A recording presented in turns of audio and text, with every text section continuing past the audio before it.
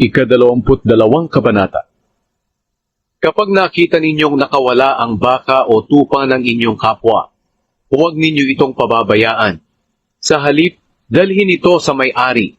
Pero kung malayo ang tinitirhan ng may-ari o hindi ninyo alam kung kanino ito, iuwi muna ninyo ito. Kapag hinanap ito ng may-ari, saka ninyo ito ibigay sa kanya. Ganito rin ang gagawin ninyo sa asno, o kasuotan, o anumang bagay na nawala sa inyong kapwa. Huwag ninyo itong babaliwalain.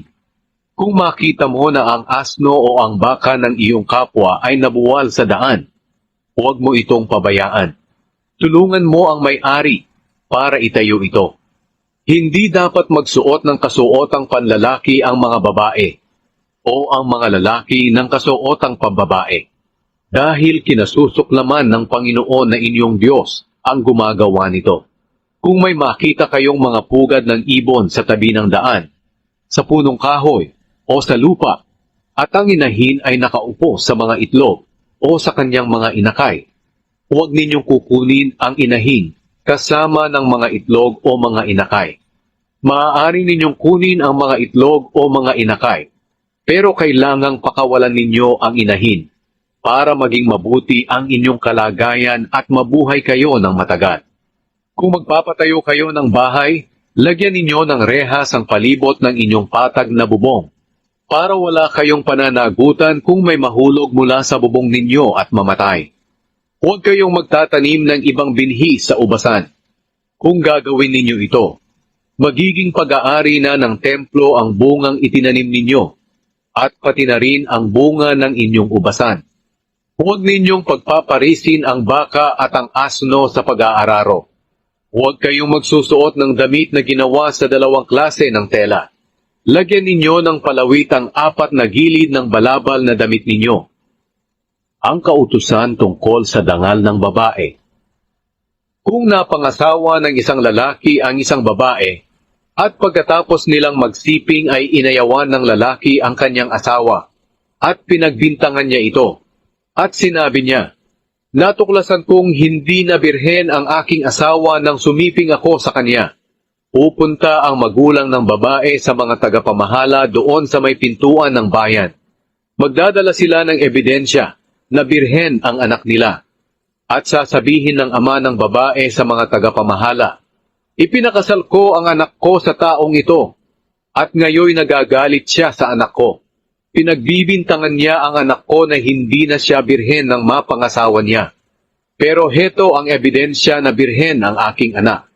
At ipapakita ng magulang sa mga tagapamahala ang sapin ng mag-asawa na may dugo. Pagkatapos nito, huhulihin ng mga tagapamahala ang lalaki at parurusahan.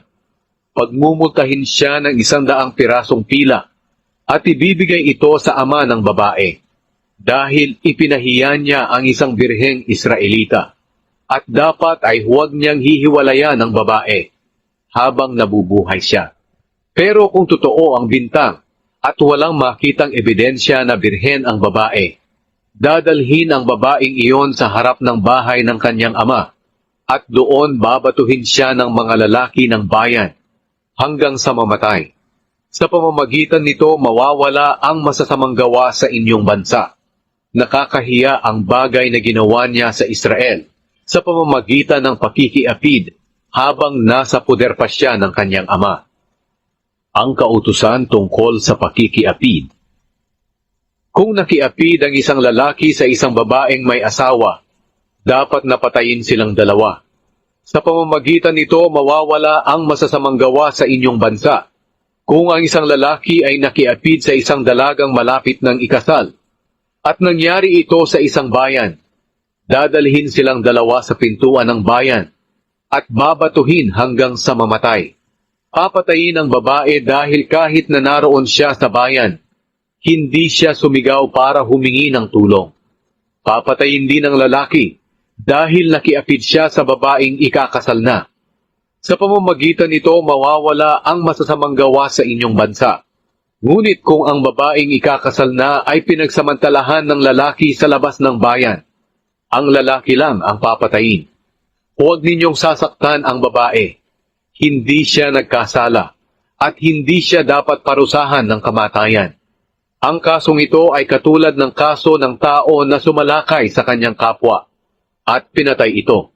Dahil sa labas ng bayan pinagsamantalahan ang babae, kahit na sumigaw siya para humingi ng tulong, walang makakarinig sa kanya para tumulong. Kung nahuli ang isang lalaki na pinagsamantalahan ang isang dalaga na walang nobyo, magbabayad ang lalaki ng 50 pirasong pilak sa ama ng babae. Dapat niyang pakasalan ang babae dahil kinuha niya ang kanyang pagkababae at hindi niya ito dapat hiwalayan habang siya'y nabubuhay. Hindi dapat makiapid ang anak sa asawa ng kanyang ama dahil kahiya-hiya ito sa kanyang ama.